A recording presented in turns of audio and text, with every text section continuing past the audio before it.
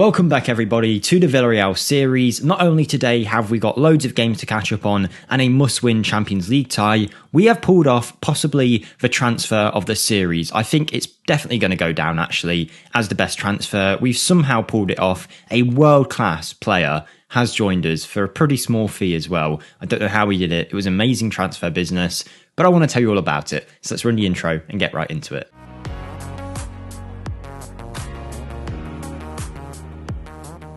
Hello everyone, Jake here. Welcome to the channel. Welcome back to the series. And today, like I say, it's a big Villarreal episode. We have plenty of games to catch up on. A league season, as you can see, is going very, very well already. A Champions League campaign that, if we win this game today, will have been super successful up to this point. And we made some extra transfers. The transfer window was not done when you last saw us, so there was time for a couple more deals, and we certainly brought through some real quality, and I still don't know how we pulled off the transfer. Before we start and have a look at our form, I'd like to ask you guys, if you could be absolute legends, I'd greatly appreciate it if you could smash the like button, subscribe if you haven't already. Thank you to everyone for getting us to 8,000 subscribers. We reached a milestone just after I recorded the last video, so yeah, I just want to say a big thank you. We'll go onwards and upwards, and my goal of getting 10,000 subscribers by the start of FM23, we might actually make it. I don't know how close we'll get, but we could do it if we get all of your guys' support. So smash that subscribe button if you haven't already. Comment down below whatever you want to, and let's get right into this episode. One side note as well, if you do hear a little beeping every minute or two in the background, it's just my fire alarm needs changing batteries, so I do apologise if that comes through. I don't think it will though. But yeah, where were we? When you last saw us, we beat Manchester City 2-0 in the Super Cup, and then we started our La Liga season. As you can see, we have not lost a game in La Liga yet. We did lose in the Champions League, but we have been very good. I mean, we've been winning games that we definitely wouldn't have won last season, which is certainly a positive. But the fact that we're now not losing but getting draws is really helping us out, because we have drew a few too many times than I would have liked. Obviously, you'd rather take a draw than a loss. We started off our La Liga season with a win and a draw, followed by another draw, and then 2 wins against Sevilla and Espanyol. Since then, we beat Gijon. I'll talk about our Champions League group in a minute, but you can see a lot of green markers there showing that we've won. We did lose to Chelsea 3-2 away from home. We beat Alaves,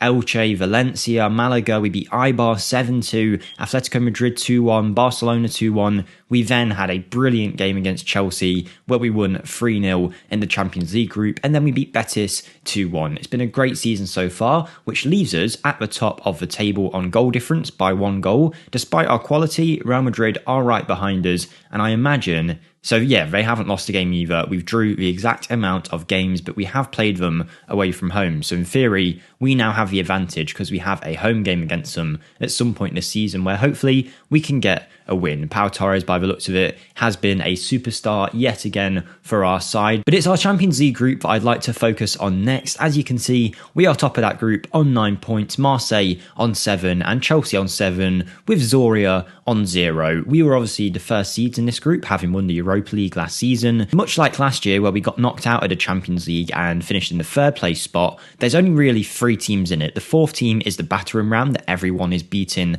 and winning against, so it really comes down to these crucial matches between these sides here. We beat Chelsea at home and we lost to them away from home, and in terms of Marseille, I think we beat them. Yeah, so we beat them 2-1 already. In today's episode, we'll be playing Marseille at home, and should we win that, we will then be through as a top team in the groups and make it to the knockout stages for the first time so far in the series. I know we're only on season 2, but first season we did of course get knocked out and put into the Europa League. But yeah, it's going very well. Everyone performing very nicely. This Champions League match is hopefully going to be a massive day for the club should we be able to get a win, and I'm very confident that we can. We've got a lot of squad depth now. All of the squad depth players are performing very well. Our new signings have taken to the league like ducks to water. But speaking of new signings, when we were talking about the transfer window in the last episode against Manchester City, I mentioned the fact that I thought we might need to improve in the centre-back positions, and that's where my ideal focus was in terms of a transfer target. However, Alejandro Francis, if I just pull him up now,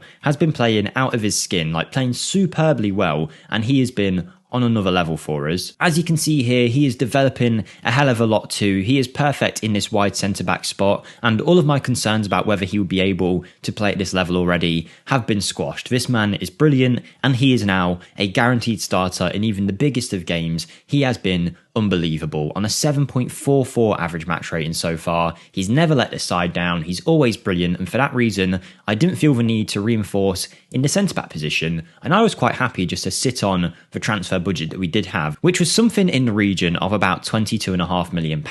The finances at the club were good, I got the training facilities and the youth facilities upgraded, and as you can see, money's very good, but I was happy with that. I was going to leave it at that, and all of a sudden, on my scout report, I got a message. It said Manchester United have transfer listed Bruno Fernandez for £22 million. I have no clue how that is a possibility, why he was listed for such a low value. I don't know why he decided he wanted to leave. There you go, it was £20.5 million. And I jumped at it, guys. I jumped right at that transfer. I thought, you know what? We're going to try for it. There was a couple of other clubs in for him. I had no hope at all. We don't even need a central midfielder.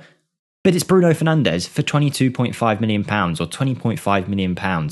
Whatever it is, it's definitely a luxury signing, but what I like to think of it as is in football, there's two ways you can do transfers. You can plan them out and get your targets, but I think it's also good at the same time to be opportunistic. When a player arrives on a bargain price, on a free deal, whatever it might be, sometimes you just have to go for them, even if it doesn't make sense in terms of the depth in your squad. In our team, the central midfield spot was absolutely stacked with talent, and I had plans to bring through certain young players, but I just thought we can't resist Bruno Fernandez for that money. I've got to admit, in real life, I'm not a big fan of him. Every time I watch him, he seems to be diving all over the place and pretending that he's been shot every time he gets tackled. But I can admit there is certainly a quality player in there. And looking at his attributes in Football Manager, there was no doubt that I was going to go for him. We have signed him up and he has been brilliant for us so far. 7 games played, 2 goals, 3 assists, 1 man of the match award. This man is on another level, a set piece taker of the best quality as well. He's just brilliant, and I think he's been a perfect addition to our squad.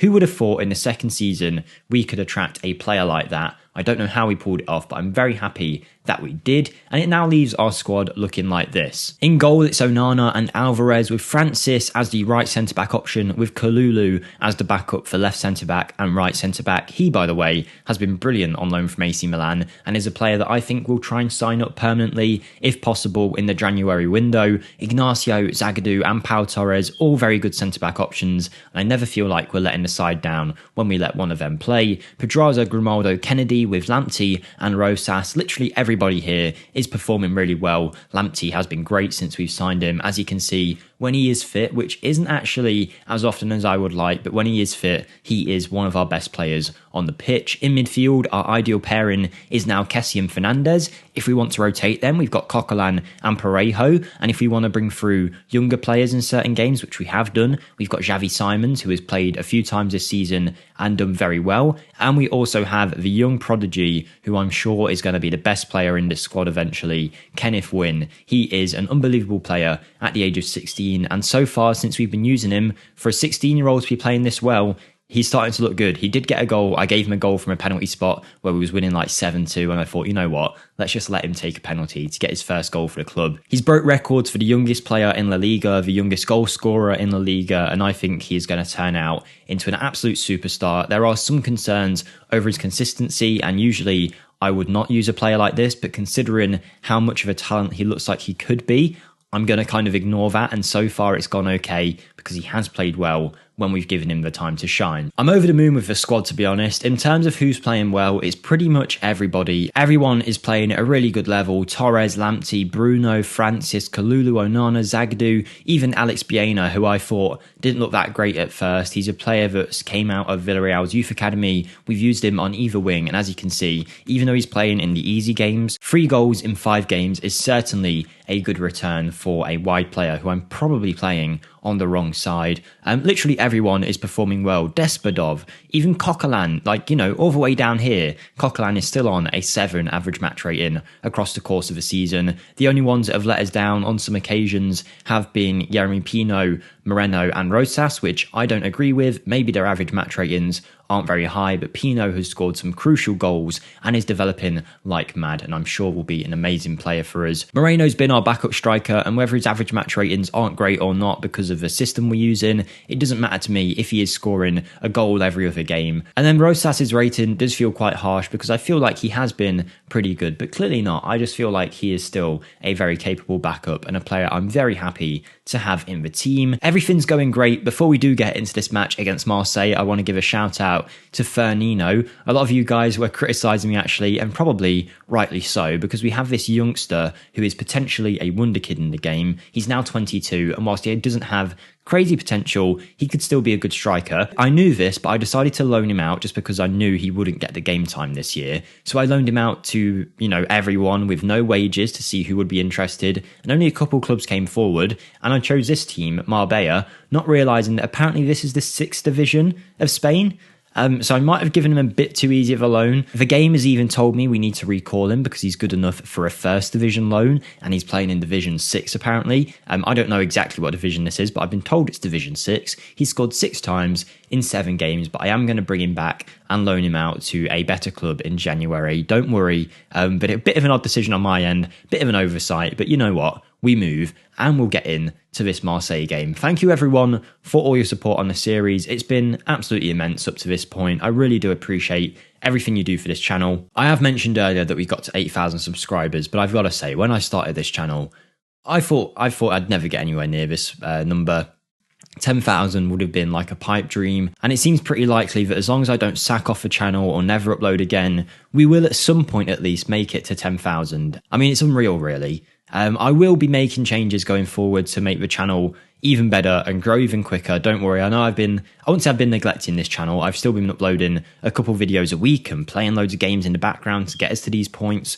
But I appreciate that the uploads aren't super regular. I do know that it's just I've got a lot going on and I want to make sure that everything's of a decent enough quality. I don't just want to rush out videos, but I'm always planning stuff in the background. I guess what I'm trying to say is thank you for your patience whilst we are getting to that point. We will get to the point soon where uploads are a lot more regular, but the way that you guys have supported the channel has been immense. And to be honest, I've done university and all of that stuff, but I really do feel like this channel is the thing that I'm most proud of that I've done. It's just, such a great community that we've made. So yeah, thank you all for that. But anyway, back to the video and pick our team for this Marseille game. We have got Iker Alvarez in goal. I believe Onana's injured. Yes, he is. And Alvarez has never really put too much of a foot wrong since playing for us. We've gone for Francis, Ignacio and Torres with Lamptey, Grimaldo, Bruno, Kessie, Pino Danjuma and Amin Gyouri up top. This is my ideal first 11 minus the goalkeeper. We're going for our big team in this game. I want to win. I want to make sure that we get through into the Champions League knockout rounds. Just in case we start winning, I'm going to have Kenneth Wynn on the bench just because I know he's a player that I want to develop and I want to give him game time.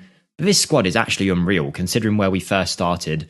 Other than Pau Torres, Pino, Danjuma, everyone else are players that we've bought in, and we've certainly brought through a lot of quality. Amin Gyouri as well, just a shout out to him. He has been brilliant this season in front of goal. I know that his record here doesn't look amazing, but if you look across all competitions, it is 13 appearances in the league and continental competitions and 9 goals. He single-handedly tore Chelsea apart. Big shout out to Danjuma as well, because he has played a lot better than I would have given him credit for. I know he's good for Villarreal in real life, but looking at his attributes here, I did think pretty early on he'd be a player that would not last in our system, but he's been immense recently and is almost one of the first names on the team sheet for these big games. Also, Yeremy Pino, I do want to say, the reason his average match ratings are probably quite low, I'm playing him as an inside forward on the right when realistically he is better on his right foot than he is his left. He's still good on his left foot, but yeah, we're probably doing a bit of a disservice to this man. He will be in a different position going forward, I'm sure, but just right now, because of where we've got certain players, he needs to fill in on the right for me if he's going to play games, and he always does a great job for us there. But yeah, I'm hoping what you'll see in this game is what I've been seeing off camera this season, which is now that we've got the players of quality and they've been doing this system for a year, over a year now, this side is really starting to gel in terms of the patterns of play that we use, and we are looking very good in an attacking sense.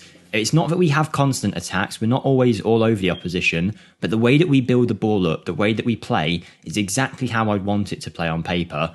And that is very satisfying to see. I've always said I'm not much of a tactics man in Football Manager, much prefer building a squad of transfers and just making a tactic work with even better players. So that's what I like to prefer, but seeing this tactic work so well does give me some joy. Obviously, we tried something different with Wolfsburg with the no wide players, and now we're going all out wide players with this wing back system. And the football is beautiful. I mean, look at that. We've played it around. We've worked it brilliantly until we had an overlapping run from Tariq Lamptey. Everyone was involved, spraying the ball back and forth until we found the space. I mean, I'm pretty sure everyone touched this in some kind of movement. Yeremy Pino finds Lamptey. Lamptey comes in. We've got runners everywhere.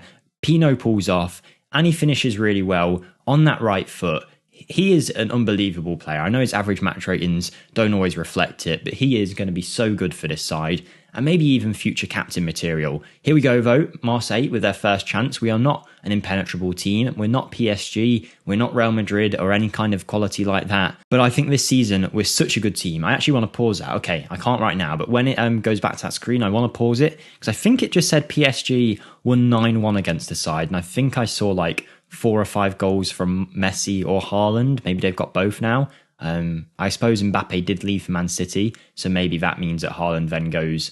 Oh, Bruno Fernandez, what a goal. But yeah, I imagine that's what happens in Football Manager. Wherever Mbappe goes, they replace him with Haaland.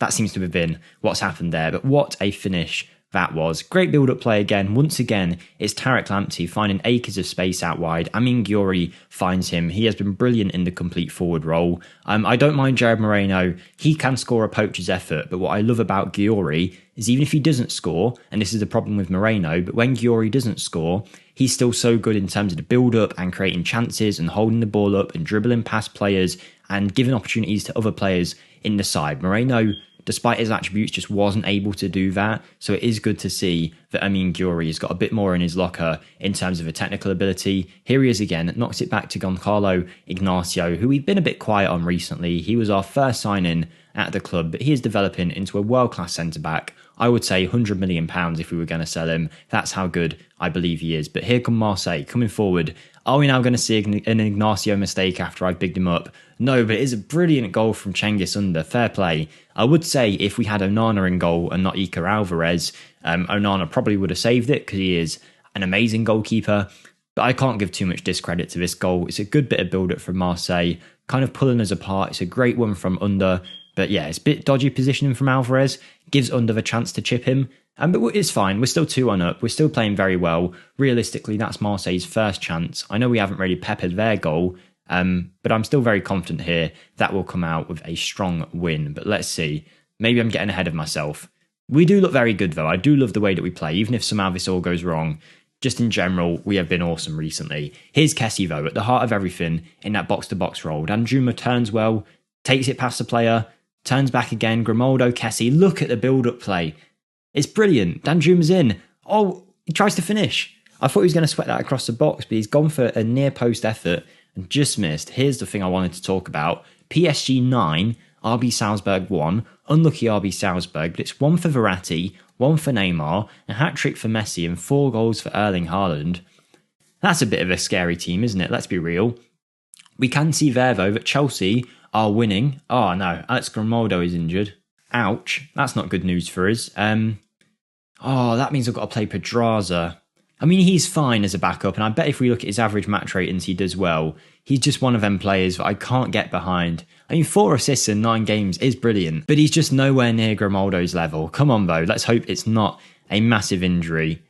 But Pedraza's going to come on. He is very good in the attacking elements of the game, Pedraza. But yeah, Chelsea 4-0 up against Soria. That's game over already. And that will mean if we do win this game, if we do get the 3 points, Chelsea would be 2 points behind us. But seeing as we are playing Zoria as our last game, I'm pretty much classing that as we're guaranteed that top spot in the group. If it goes wrong, that's my fault, but at least we'll be going through no matter what after this game. We would have qualified, even if we don't know which position we're qualifying in. Right, it's probably time we make some changes 60 minutes in. Ignacio, looking a bit tired. We've made 1 sub already. I'm going to make another and bring on Pierre Kalulu at the back. And then we've got 1 other sub to make. Danjuma for Despodov seems to be the way forward. Yeah, let's go Danjuma for Despodov. Let's just try that out. Despodov, still a very good player. Danjuma not having his world's best game, but he's still, you've just seen it there. As soon as I sub him off, should I say, he's played a great ball in for Amine Gyouri, and that's what he's so good at, Danjuma, creating chances. Another great finish from Gyouri, pretty much seals the deal for us here with a 3-1 win. I'd be very surprised if we conceded 3 goals in a game. It's not really how we tend to be. Good finish, good header, Good opportunity created from a throw-in. Now Danjuma can come off with an assist, and Despodov comes on just to give us some fresh legs on that left flank. Here we go though, Bruno Fernandez with one of his trademark corners. He's been doing so well for us. It's a near post header from Kalulu and it seems to just go over. But yeah, Bruno has been brilliant. We've seen everyone performing very well in this game. Shout out Tariq Lamptey, who is on, 2 assists at this point, I would have thought. He's been really good for us. Literally everyone playing so well. There's not one player that I'm like, he needs to go, like it was last season, where there was a good portion of the team that I was not happy with. Here's Yerry Pino again. Frank Kessie hits the shot, down low, Pau Lopez makes a save. I have a feeling this highlight's going to continue though. There we go, because that shot wasn't the world's best. Maybe we've got a fourth goal in us. Here's Kalulu, who can fill in any position on that back line, even in the wing-back areas, and has done really well for us. What a ball from Lamptey. Bruno Fernandez is through. Oh, it's a poor finish from Bruno. He really should have scored, but Lamptey, what a pass from him. You can see already he's the kind of player that gets tired, he gets injured a lot, and I do have to use him sparingly, but when we get him in one of these big games, he is so good. Here he is again, Lamptey to Pino. Back to Lamptey, uses his electric pace to get around the player, pulls it in, it's caused some problems, and Yerry Pino gets his second of the game. It looked like an error from Kaletakar at the back there from Marseille, but that makes it 4-1 for us, and we will be going into the Champions League knockout stages.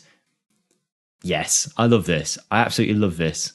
Look at how many players we've got in the box there. Pino, so quick to react, so quick to finish. 6 goals this season for him, and I'm hoping that will now mean we can just see the game out with a 4-1 win. Very happy with that. That gives us 12 points in the Champions League group, and that has got to mean we are now qualified. Surely we are now through. Well done, everyone. That was brilliant. Let's move on and see.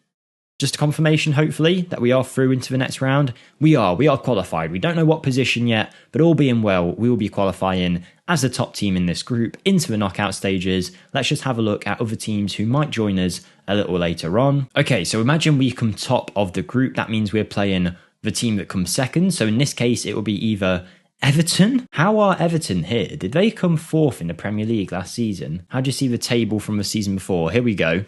Everton finished fourth. Fair play to him, ahead of Man U. Wow, that is impressive. Fair play, Frank Lampard over there at Everton. He's done a great job, got them to a Champions League where they're not actually performing too badly. Yeah, well, that is strange. But anyway, yeah, it could be one of Everton or Dortmund. It looks like we could also play Rangers or Porto. Liverpool have qualified in second place in their group. Ajax pretty much second place in their group. Man City I wouldn't want. Lazio we could smash off the park. I'm hoping it's not Shakhtar though, because they annoy me when we play them. They are always a little bit good. And this group is completely up for grabs still. So yeah, I don't think we can really predict who we're getting yet. And it'll be interesting no matter what. I think this team will be prepared for the challenge. Next time you see them, I just wanted to mention that we do have a massive gap now. Obviously, we've played a fair few months of football, but with the World Cup coming up, once we play 2 more games, we go away for pretty much 2 months. We come back for 1 game in December and then back again at the start of January when we'll have a transfer window. So I'll probably bring it back for whenever the Champions League comes back for the knockout stages. We might even get a league title this year, but I'm not holding out too much hope yet. We'll focus more on that as the season goes on. But realistically, it's a 2-horse race at this point. If anybody else catches up, it'll be a bit of a miracle. So I'm very happy with everything, very happy with the channel and the series and everything else. So thank you guys for all your support always. Hopefully you enjoyed the episode, you enjoyed the football, and who knows, maybe one day soon we'll be enjoying a Champions League final together here at Villarreal. So have a great day, everybody. Don't forget to like the video if you did enjoy, and I'll see you next time. Goodbye.